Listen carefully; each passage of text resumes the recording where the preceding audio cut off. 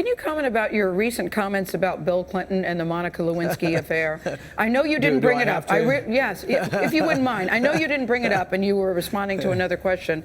But what difference does that make, and what good comes of that now, 2 decades later? What do you hope will come of that conversation? Yeah, well, the only reason I'm bringing it up is people keep asking me, and if you ask me a question, I'll most likely answer the question.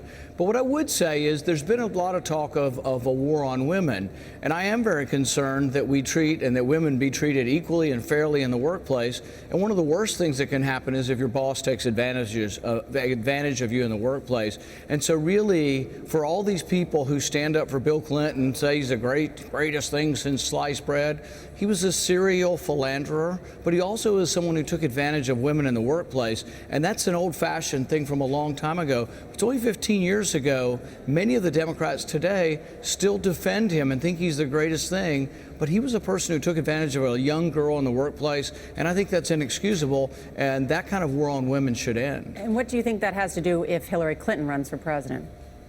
You know, I'm not so sure. I mean, like I said, it's hard to separate them, but it's not her fault. I mean, she's had to tolerate the same sort of problems from him, you know, I guess over time.